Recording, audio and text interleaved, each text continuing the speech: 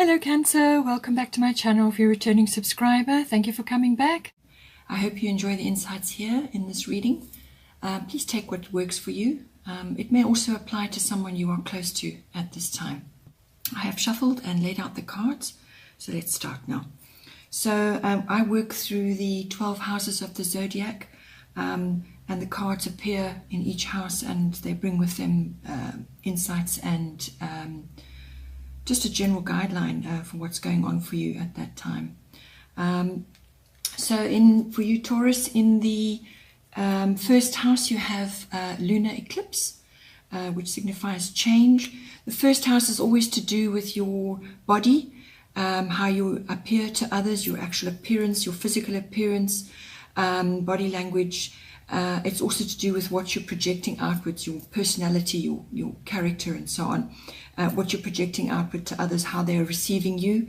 So with lunar eclipse appearing in there, you're undergoing some kind of transformation, some sort of change. And this is possibly going to be going through cycles. So if it's to do with the physical body, perhaps you're starting a change of life, or undergoing some other transformation, whether it be starting a new regime, a physical regime, could be exercise of some sort, but basically it's a transformation of your outer self, and this will possibly follow the phases of the moon as well. You could also be finding that you're putting on a little bit of weight, and that you're just changing in general, and there's nothing really to concern yourself with at this time. You know, as long as you're eating healthily and you're looking after yourself and you're doing a lot of self-care, then just go with the flow.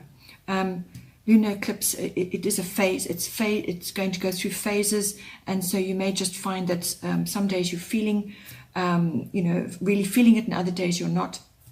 And also it could be to do with what you're projecting outward. You're undergoing some sort of transformation, so other people are going to pick that up. They're going to perceive you differently to what you have been up till now. Then in the second house, this is all to do with your income, your money, and also to do with your values and the things you love, and property, land, your environment, and so on. So you've got Aries, I am appearing in their very powerful fiery sign. So it's the get things done sign. So when it comes to your money, your income that's coming in, it looks to me like you're actually feeling quite powerful. You're actually making progress. You're taking action on what it is you need to do. Just make sure that you're harnessing the energetic and power that comes, the energies and the power that comes with Aries, and you're not being overly impulsive and making impulsive purchases. With the idea of owning something just because you want it in your mind. Your second house has to be practical because it's your income. So make sure that you're applying this energy and this drive and this ambition practically, and that it's actually going to be working for you. Could be if you're making a property purchase or something like that, the Aries is going to make you quite determined and quite forceful as well. Or it could just be to do with your values. You may be challenged on that somewhere else in your chart, and you're standing firm, you're standing strong on that. Again, just don't go over the deep end and actually blast away, burn your bridges about things. Be practical but determined and focused, and harness the Aries energy. Then in the third house you have Leo, I will. So I do feel this may be to do with purchasing and making some kind of going through some sort of contract. Perhaps it's purchasing land, or just handling contracts in general, or it could just be about pursuing what you want. But Leo appearing in your third house is quite a strong sign. Again, it's another fiery sign. You're going to be in the spotlight. The third house is all to do with communication in all forms, whether it's written or verbal.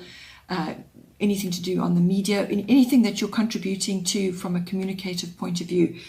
Leo is quite a powerful sign. You're going to be the center of attention. You're going to be really bringing the Leo power in. And Leo does love luxury as well. So when it comes to making your purchases, just make sure, as I said, that they're practical and that they're going to work for you, and it's going to enhance you realistically. And right, so it's a positive influence in your third house. As I said, it can also cover legal contracts. So if that is your job, if that's what you're doing, or if you're working in the media, then Leo is going to make you feel powerful. You're going to be projecting powerful vibe, and people are going to be picking up on that. Then in your fourth house, you have Sun and Spirit. Again, another fiery influence. So your fourth house is all to do with your home, your roots, and your foundation.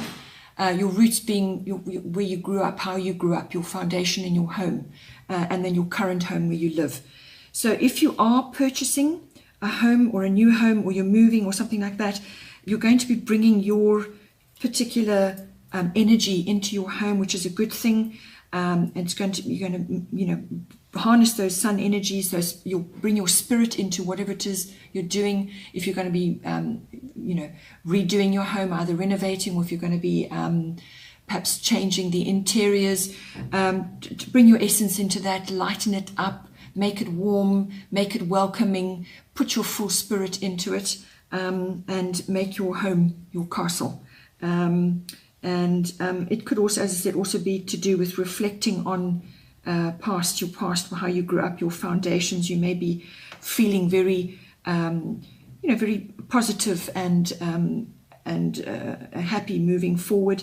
But I do feel it may be to do with a home, possibly a change of home, or a renovation, or some kind of change within your home environment. And so that's definitely coming up, and just make sure that you harness your full essence in that when it comes to making your home your castle. Then in the fifth house, your fifth house, you have Saturn return, which is age related. This is to do with Saturn return is always about it's a cycle that you go through. There are two main cycles in your life, and this is all about bringing wisdom, maturity, and responsibility in. So it's falling in your fifth house, and this is about everything to do with creativity, having fun, romance, love affairs, recreation of all kinds. Even gambling falls under that. So whichever one of those areas is highlighted for you, Saturn return is always about contemplation about what you've achieved so far. You may feel a bit restricted. You may feel that you've not been acknowledged, that your skills and talents are not being acknowledged, you're not being appreciated. You may feel all of those, which can happen with Saturn, but Saturn ultimately brings the wisdom in, it brings in maturity. So as long as you are, it's also about hard work. So if you are tackling a project, or if you are approaching something which is, which is requiring a lot of your creativity, you've got to put your shoulder to the wheel and be prepared to put the work in. And also Saturn brings in structure. It brings in foundations as well. So you can't build something, however your creative side might be singing about it and enjoying it. You can't build something solid and great without a good structure, and that's what Saturn does. Saturn brings in structure. So you may just be feeling like you're in the nuts and bolts of things, and you may feel a little bit repressed, feeling that you don't have the full freedom that you want. But it's ultimately, if you apply your work and you apply Saturn's skills, if you bring Saturn skills to the fore, then ultimately you will receive the abundance that you require. But at this time, you just may be feeling a bit restricted, but it's requiring of you to really apply yourself and get a good structure in place. If it's to do with, the fifth house can also be to do with children. You may be having some issues to do with a child that's particularly Saturnian, or you just may be feeling that your responsibilities are very great in this house at this time. Again, it's wisdom, maturity. Put your shoulder to the wheel. Just work your way through it. Work solidly and steadily through the challenges that come up, because you will get the reward later, but you've got to put the work in. And if it is a love affair of some sort or romance, well, Saturn return means it's going to be a little bit tough going. So you may be having a bit of a romantic drought at this point. But that's because possibly there's a bit of self-examination going on. If it's to do with sports and recreation, you've got to put the work in. Once you do that and you work through those cycles, then the reward comes later. For the 6th house, you have Taurus. This is coming into your 6th house, which is your house of work, your work projects, your daily routines, your work colleagues, your workplace. And it's also to do with mastery, self-mastery in the craft that you've chosen, or whatever field that you're working in. So it's self-mastery in that, honing your craft, and then also to do with health and pets. So Taurus is a very stable sign. It's a very earthy sign, doesn't like a lot of change. They like things to be chundering along in a very steady pace. Taurians like luxuries. They enjoy their luxuries, but they like their stability first. They like to get the money sorted out. They like to be putting money away, squirreling money away for the future. They're not fly-by-nights. They build solidly. So bring all those elements into your 6th house. You may be exposed to Taurian type people in your work environment who are very stable, grounded people, which is a good thing. You've got to have all kinds in a successful work environment to keep the balance. Taurians are good with their money. Like I said, they're stable. They like to have a stable environment. So that person could be bringing that in, or it could be that you need to bring those elements into your workplace, into your work projects. And if it's to do with health, stay grounded. Put the work in for yourself. Make sure your diet is working for you. Keep things stable. And don't make too many changes at this point. Just try and go for a solid routine, which you can live with and which is going to benefit you later. It's a stable sign to be having there, and you've just got to work with the Taurian influences. Then in your 7th house, you've got Uranus, which is all about genius, but it's also about change, and very quick change at that. So this is going to be in your 7th house, which is your house of relationships. This is one-on-one personal relationships. It can also be a one-on-one business relationship, partnerships of all kinds. And it's the energy between you. So how it works is that in your 5th house, that's where the love affair occurs. It's the fun, the romance, the light, the bright, the bubbliness, the beauty of it. And then you move into the 7th house, which is actually the solid commitment between two people. And you've got Uranus coming in there. Uranus can be unbelievably explosive. It can absolutely change your world overnight. So expect some changes coming up in your relationship, your personal one-on-ones, or your business relationship. It could just be a shift. It could be a positive shift, or it could seem like a massive, unbelievable shock and upheaval. But out of that, once the dust is settled and you're starting to move forward again, you will start to see the path forward. It can be like a lightning strike. It can be that quick. But it could also be bringing the Uranian principles into your relationship. Uranus is the higher octave of Venus. It's a more humanitarian aspect. It's a universal love. It's not particularly personal. So what it may mean is that you may need to raise the vibration of your relationship, your personal one-on-one relationships, to a higher level, to make it more universal. Lift it up to a higher octave, so that the dramas and the daily scuffles that go on in a relationship, you rise above that. You lift your vibration up. Look at things from a higher perspective and look at the bigger picture. It could also be that that you could be meeting or going into a solid relationship with a Uranian type person. That's Uranus rules Aquarius. So Aquarian type people who are quite advanced technologically, they like tech. They could also, like I said, they have the humanitarian principles. They're not overly affectionate, but they enjoy the higher aspects of a person, of a relationship. They don't enjoy the daily dramas, the daily grind. They prefer to be looking at the bigger picture. They're visionary. All right. So you may be encountering somebody or going into a relationship with somebody like that, or it could be a business partner, as I said. And Uranus brings genius into any interaction. So possibly if it's if it's a business partnership, then that is you can harness those abilities, really apply the air qualities of this aspect, which is analytical, visionary, and tech, advanced tech.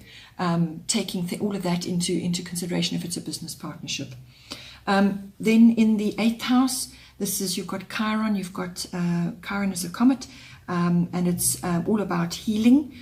So in your 8th house, this is the house of death and rebirth.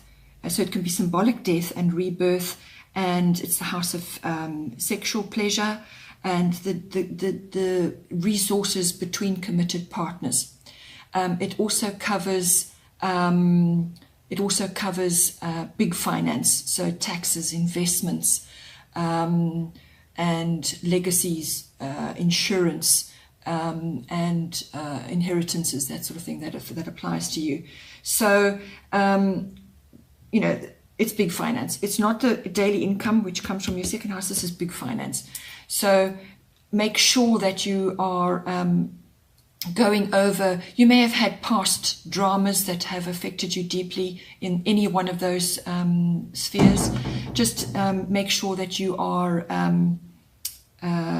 looking at things and looking at things with a higher aspect. If it's to do with a deeper relationship, resources to do with a relationship, look at it from a higher aspect that take the personal hurts out of things and look at it from a higher aspect. Raise your vibration, and if it's to do with problems that you've had in past finances, move forward and heal those aspects that have hurt you or cut you deeply in the past. And so take what has passed away symbolically and rebirth it. Bring out the new aspects, things that are going to work with you and that you can take forward with you. So if for some reason you have a devastating relationship breakup, and now you're having to separate all the resources between you, you're going to have to just work through that diligently and look after your health while you're going through that, and take the high road. Take the high road in those areas. Also with Chiron in this house, if you're grappling with a physical issue, a health issue, Chiron brings about healing through a bit of pain. So it's wisdom through pain. So you may have to go through a bit of a dark period, but once you do the inner healing, once you look at yourself, go through, put things in the past, and take on a higher aspect in yourself and look at things more universally. And you may have to look at different types of medicine. You may have to look at homeopathy, naturopathy, any of the natural sciences. It may be a combination of both that you're going to move forward with, but there will be healing coming about in one of those areas. So it could be a particular medicinal approach, or it could be a natural healing method that you need to look at, or a combination of them. But it's a case of working through that steadily. Then in the 9th house, you have the South Node. This is all about the past. When we come into life, into the life we've chosen, the South Node is all about your past, what you've dealt with and what you need to put to bed. Your North Node is all about your future and what you're aiming for. So it's appearing in your 9th house. The 9th house is all to do with long distance travel, foreign things, any kind of foreign things like import, export, or dealing with foreign people, or being more on a global stage. If you're, perhaps on the internet and you're now dealing with people in foreign countries, that sort of thing. It's also to do with publishing, religion, your beliefs, any kinds of beliefs, and philosophy, higher learning. So if you're embarking on a university education, or you're thinking of studying again as a mature person, it covers all of those things.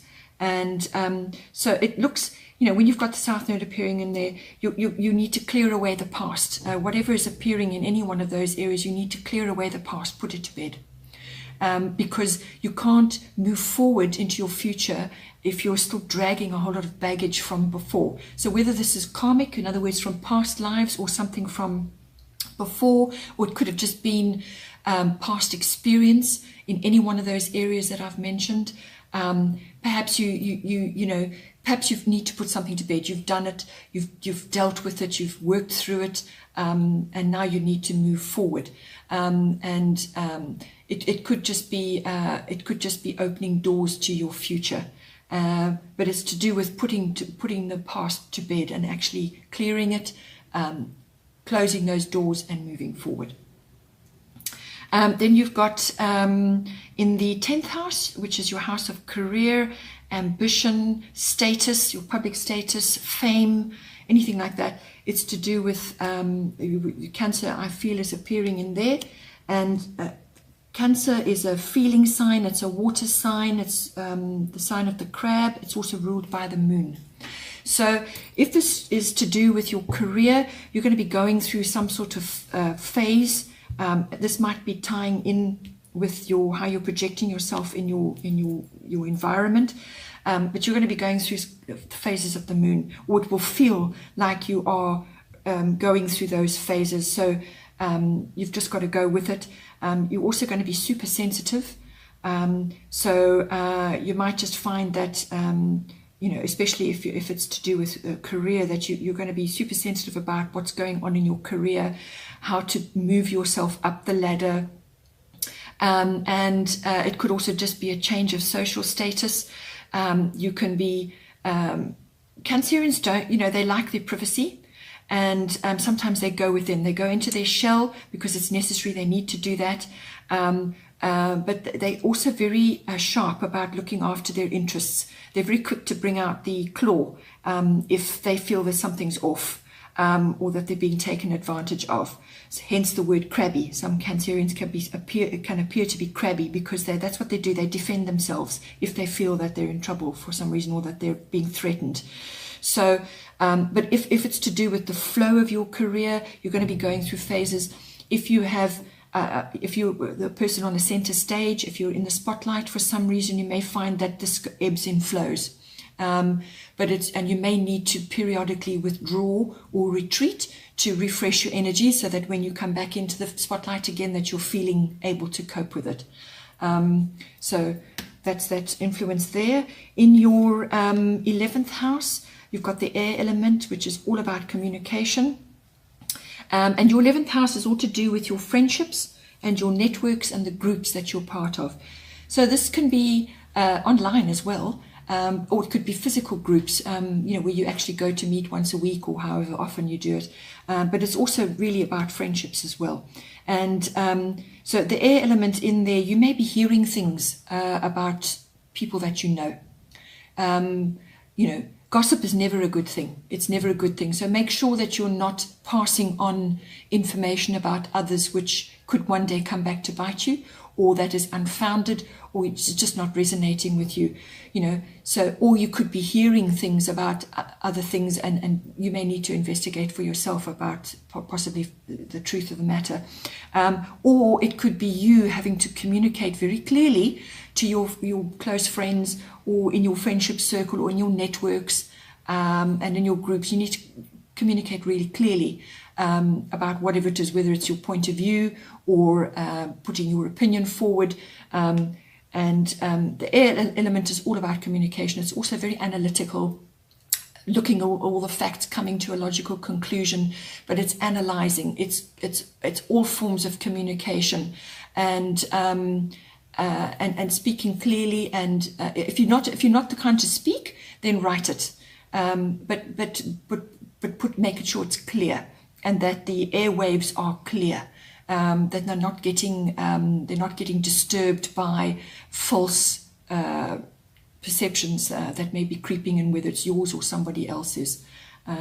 Okay, right. Then in the 12th house we have Mercury, which rules the mind. Now your 12th house is all to do with your unconscious reality, so your unconscious mind, your drives, your hidden motives, anything that's under the surface. It's also to do with spirituality. It's to do with your psychic abilities, any of those abilities, and it's also to do with, on a practical level, it's all to do with coming to contact with people that have addiction problems, or you could be exposing yourself to addictions of some sort.